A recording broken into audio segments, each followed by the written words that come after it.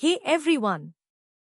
Welcome back to Bright Mind, where we make learning simple, clear, and actually fun.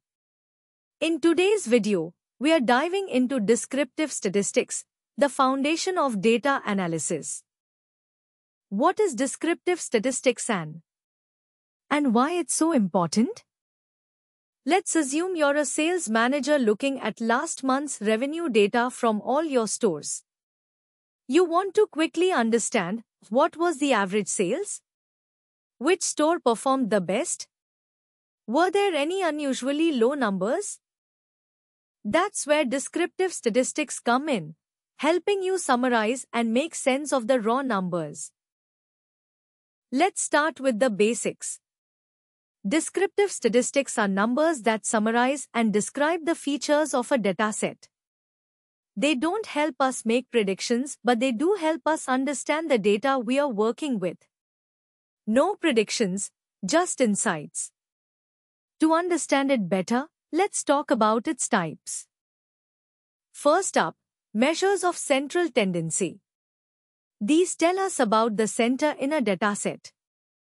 They therefore describe where the center of a sample is located or where a large part of the sample is located. A measure of central tendency is a single value that attempts to describe a set of data by identifying the central position within that set of data. As such, measures of central tendency are sometimes called measures of central location. They are also classed as summary statistics. There are three key measures of central tendency: mean, median, and mode. The mean, median and mode are all valid measures of central tendency, but under different conditions, some measures of central tendency become more appropriate to use than others. The mean, or average, is the most popular and well-known measure of central tendency. Mean is the sum of all observations divided by total number of observations. Let's take an example. If there are 5 observations, which are 27, 11, 17, 19, and 21, then the mean is the sum of all observations divided by total number of observations, which is 19 in this case. You must note that the mean is sensitive to outliers. The median is the middle value when the data is sorted. It is the middle score for a set of data that has been arranged in a order. When total number of observations is odd, the middle value is median. In such cases, there are equal numbers of observations on both sides of median. If there's an even number, you take the average of the two middle values to find the median. Let's take an example. For the case when number of observations denoted by n is odd, as in given example, median is equal to value of observations at position calculated by n plus 1 divided by 2. In another example, for the case when number of observations denoted by n is even, the median is equal to the mean of values of observations at n divided by 2 position and n divided by 2 plus 1 position.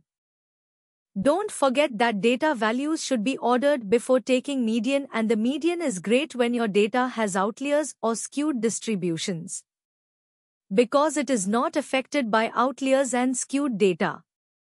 The mode is the number that shows up most often, or mode is the value of that observation which has a maximum frequency corresponding to it.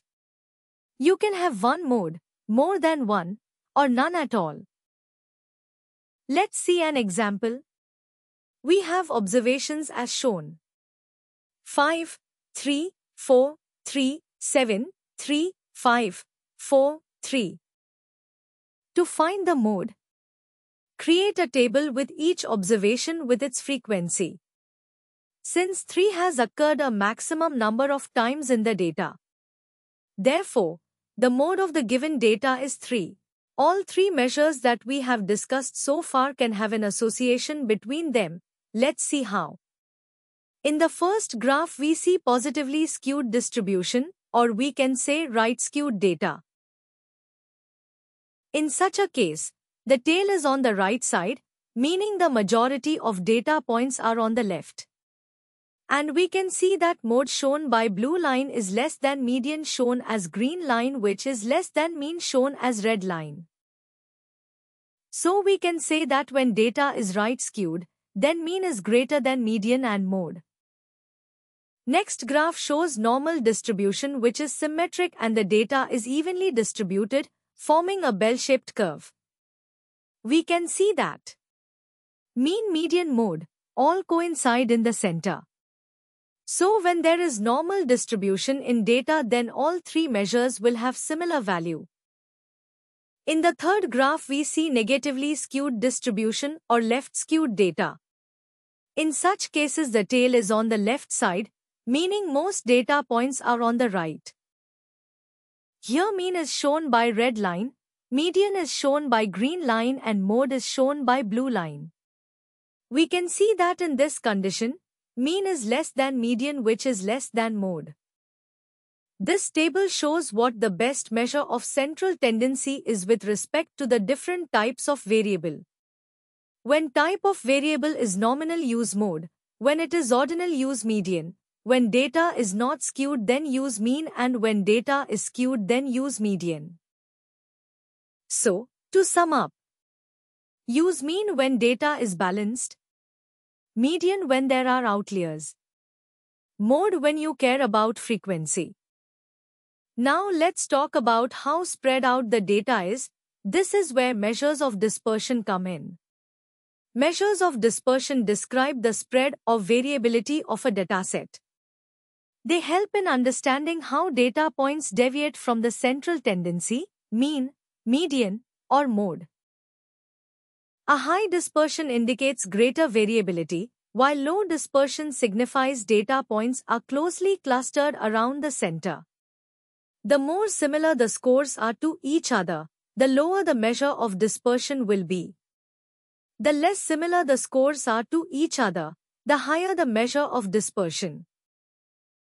There are four major measures of dispersion, namely variance, standard deviation, range, and interquartile range. The variance tells us how much the data varies from the mean. It's calculated by taking each number's difference from the mean, squaring it, and then averaging those values. The squaring part makes sure all differences are positive and gives more weight to bigger differences. Standard deviation is the square root of the variance. It brings the unit back to the same scale as the data, making it easier to interpret. Low standard deviation means data is tightly clustered. And high standard deviation means data is more spread out. The range is the simplest difference between the highest and lowest values. Just subtract the smallest number from the largest, and you have the range of dataset. One often wants to know the range in which the middle 50% of all values lie. This scattering parameter is called interquartile range, IQR. The upper and lower 25% of the values are therefore not taken into account for the interquartile range. It is used in identifying outliers, as outliers are typically defined as values that fall outside interquartile range, IQR. Let's do a quick recap. Central tendency. Mean is equal to the average. Median is equal to the middle. Mode is equal to the most frequent. Measure of dispersion includes range, which is maximum value minus minimum value. Variance is equal to average of squared differences from the mean.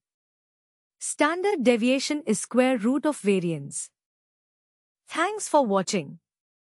If you found this helpful, give it a like, and don't forget to subscribe to BrightMind for more easy explanations on data, machine learning, and beyond.